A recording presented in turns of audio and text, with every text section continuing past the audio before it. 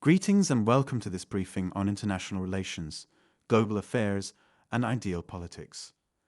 From this vantage point, we are examining the possibility that NATO would break Russia's red lines in the ongoing conflict in Ukraine, since it appears that Russia is winning the fight. Now, let's get going. The potential for significant escalation to the worst ground conflict Europe, as seen since World War II, has been openly discussed by French President Emmanuel Macron, who has expressed interest in deploying European troops to Ukraine to assist Kyiv in winning the conflict with Russia. While the likelihood of Western democracies sending troops to Ukraine is still minimal, Macron's pro-Ukrainian remarks during a meeting sparked a belligerent response from the Kremlin and forced European leaders to retract their positions. According to a NATO spokesman, the organization has no plans to send combat forces into Ukraine. While there was a thoughtful debate and discussion on the subject, German Chancellor Olaf Scholz, who was present at the summit in Paris on Monday, stated that attendees were unanimous in their opposition to sending soldiers into combat. At a press conference, Macron informed reporters that although he and the other 21 European leaders in attendance did not reach a consensus on the deployment of armed troops, the idea was publicly addressed. He declared, "Nothing should be ruled out. We'll take all necessary measures to keep Russia from winning this war." On Tuesday, though, a number of European officials voiced their opposition to the proposal. Some of Ukraine's most fervent backers were present, including representatives from Slovakia and Hungary, whose governments have come under fire for being pro-Russian, as well as the United Kingdom, Poland, Spain, and Italy. There will be no ground troops, no soldiers on Ukrainian soil brought there by European countries or NATO states. What was agreed upon among ourselves, and with each other from the very beginning, also applies to the future, Scholz stated. Macron did, however, declare that a new alliance will be established in order to provide Ukraine with long and medium-range weapons. "We need to take the lead in this conflict because we're at a critical point," Macron stated. Republicans in Congress have blocked $60 billion in U.S. assistance for Ukraine. Thus, the onus is now on Europe to assist in arming Ukraine in its struggle against a resurgent Russian military. Frontline Ukrainian soldiers claim that their ammunition is already running low, which has caused them to lose ground. In a recent interview, Ukrainian President Volodymyr Zelensky warned CNN that millions could perish if Washington does not provide his nation with additional aid. Though sending in troops would be a drastic step that was unimaginable when Russian President Vladimir Putin launched a full-scale invasion of Ukraine 2 years ago, the European Union has already committed more than $150 billion in aid to the country. But before we go any further, if you enjoy this content, please consider supporting this channel by clicking the like and subscribe buttons below. This will help YouTube understand your preferences and allow you to receive new video updates whenever they are uploaded. Thank you. Let's move forward. Macron emphasized that since the start of the war, support for Western democracies has progressively grown to previously unimaginable proportions. He used Germany as an example, which at the beginning of the conflict gave Kyiv sleeping bags and helmets, and is now suggesting that more has to be done to provide the nation with tanks and missiles. The same folks who declared never-ever vehicles, never-ever long-range weapons, and never-ever planes also said never-ever today. 2 years ago, it said all of that, he remarked. Realizing that we have always been 6 to 8 months late requires humility. According to Kremlin spokesman Dmitry Peskov, the West and Moscow would clash over such a deployment in Ukraine on Tuesday. Peskov stated, "In this instance, we need to talk about the inevitability of a conflict rather than the likelihood of one. These nations must also evaluate and acknowledge this, questioning whether it serves both their own interests and the interests of their citizens." Similar remarks have been made in the past by Kremlin representatives. Last year, Foreign Minister Sergei Lavrov declared that the US, the UK, and numerous other countries were waging war against Russia and supporting hostilities against the nation by aiding Ukraine.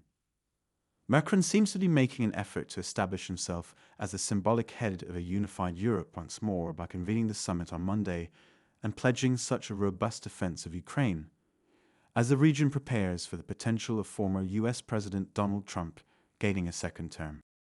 Considering Trump's distaste for NATO and transactional approach to alliances, European leaders such as Macron have emphasized that Europe must bear the responsibility of defending itself against any future Russian assault.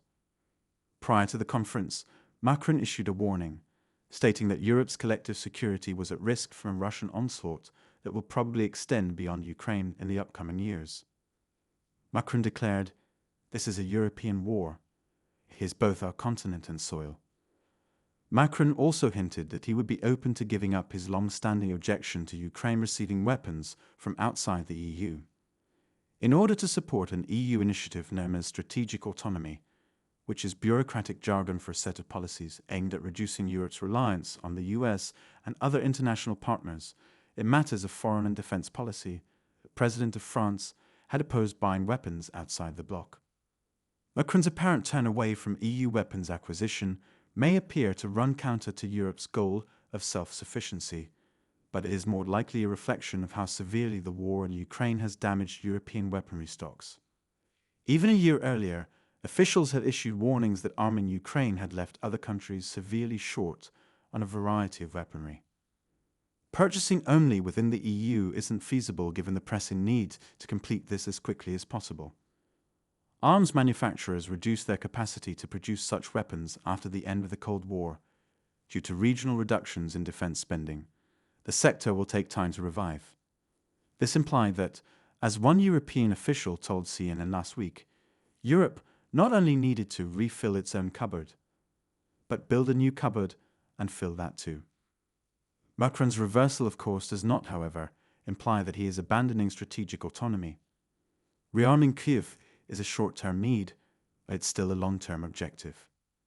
It's also important to remember that strategic autonomy has no set endpoint, and many European officials now disagree on how exactly the US should play a role in European security and how much NATO should act as a middleman in place of the EU. However, Macron may still be credited for spearheading the effort to support Europe's new, more assertive and autonomous foreign policy by organizing the summit that resulted in the agreement on this new short-term approach. Nevertheless, Macron's remarks have generated controversy even in France. A French deployment, according to some opposition MPs, would be belligerent. Defense Minister Sébastien Lecornu, however, maintained that to say that we exclude nothing is neither weak nor escalatory. President Joe Biden has rejected deploying US soldiers to combat in Ukraine. The US State Department and the Pentagon have both reiterated. At a press briefing, State Department spokesperson Matthew Miller stated, "Certainly every country is free to speak to its own interest. But in addition to the President making clear that the US will not send troops to fight in Ukraine, the NATO Secretary General has ruled out any NATO troops to fight in Ukraine. Just to be clear, we have no plans to send US service members to fight in Ukraine," stated Pentagon spokesman Major Gen Pat Ryder. Macron claims that nothing is ruled out, even the use of Western forces to prevent Russia from winning the war in Ukraine. Russian President Vladimir Putin warned that Western assistance for Ukraine runs the risk of starting a world war in his State of the Nation speech last week. Reiterating his statements from the beginning of the crisis, Putin vowed to use nuclear weapons in the event that Western backing for Ukraine increased, even to the point where Western troops were sent as urged by French President Emmanuel Macron earlier this week. Macron's remarks were met with resistance from NATO members, but it appears that the Kremlin is uneasy about the possibility of Russian soldiers fighting alongside NATO forces. However, since Russia vowed to resume nuclear testing and declared its plan to send tactical nuclear weapons to Belarus about a year ago, the situation on the battlefield in Ukraine has drastically changed. Russia took complete control of the Ukrainian town of Avdiivka last month. Russia had made the biggest progress since taking Bakhmut in May 2023 with this move. Ukraine is unable to successfully counter Russian offensives because of a lack of artillery and weaponry in addition to a manpower deficiency. The problems facing Ukraine are made worse by the seeming decline in Western backing. Congress is taking too long to act, which is seriously affecting the US ability to supply the battlefield. In the meantime, Europe is finding it difficult to reach its goals for higher weapons manufacturing. Let us investigate the reasons for Russia's seeming advantage in the battle. Consequently, there is growing credence to the notion that Russia is not only gaining pace, but may even win outright. Although the precise nature of such a triumph is yet unknown, it might prevent Ukraine from regaining any of the territory that Russia has already taken. Furthermore, there is an increasing chance that Russia will take complete control of the four oblasts, Donetsk, Kherson, Luhansk, and Zaporizhia, that it annexed in September 2022.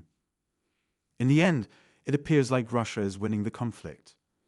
Russia's war economy is also proving to be resilient. The Russian government statistics agency predicts that after a modest decline in 2022, the GDP of the nation increased by 3.6% in 2023. Though he bases this claim on purchasing power parity rather than nominal GDP, Putin stated in his State of the Nation speech that Russia now has the greatest economy in Europe. It begs the question, why would Putin escalate the rhetoric by threatening the use of nuclear weapons again? Given this obviously beneficial position, this tactic probably has a number of underlying motivations. The first, and possibly most obvious, explanation is Putin's intention to prevent NATO forces from ever being involved in Ukraine. Putin signals to Western countries that he is willing to go to great lengths by threatening to use the nuclear option. This strategy functions as a warning that there could be disastrous outcomes from any increase in Western military assistance for Ukraine. Furthermore, Russia is reaffirming its commitment to the battle with this menacing stance. It conveys to the West that Russia is fully committed to this conflict. The war in Ukraine is an existential threat to Putin's government, and his threats of nuclear war serve as a reminder that Russia will not give up, no matter how high the price. This position seeks to undermine Western determination and raise questions about the efficacy of ongoing assistance for Ukraine, by implying that such assistance may ultimately be ineffective given Russia's willingness to go to extreme lengths. Beyond simple intimidation, Putin's nuclear saber-rattling has a geopolitical significance as well. It might be a premeditated attempt to force Western countries to the bargaining table. Even with Russia's current involvement in the conflict, a protracted war carries risks, such as declining soldier morale and rising public unrest in Russia. Like any people, the people of Russia long for stability and normalcy, which are severely jeopardized in an extended conflict. Even though Putin is committed to seeing Russia win, he probably understands the costs and dangers of a protracted conflict. Therefore, it is possible to view the nuclear threat as a high-stakes ploy to hasten a diplomatic settlement. Putin wants to force Western leaders into discussions by increasing the stakes because he wants to end the fight more quickly and decisively than it will through a protracted, attritional struggle. This strategy could be viewed as a manner of accomplishing Russian goals without becoming bogged down in a drawn-out battle. Putin's nuclear saber-rattling may have several motivations, but the final objective is always the same: to bring the fight to a Russian-friendly conclusion. This strategy is predicated on the idea that the threat of nuclear escalation will sufficiently frighten the West to cause them to either lessen their support for Ukraine or meet Moscow's demands at the bargaining table. On the other hand, Putin is taking a significant risk with this tactic. His nuclear threats could further intensify the war and jeopardize the goals of the Kremlin if Western countries opt to back Ukraine militarily after seeing them as a bluff. Therefore, how the West perceives Putin's goals will determine if his campaign is effective. The crucial question that will determine how the confrontation turns out is whether the West will see through Putin's high-stakes nuclear posturing or call him on it. We'll end it there for the time being. Thanks for watching. In the following video, I'll see you.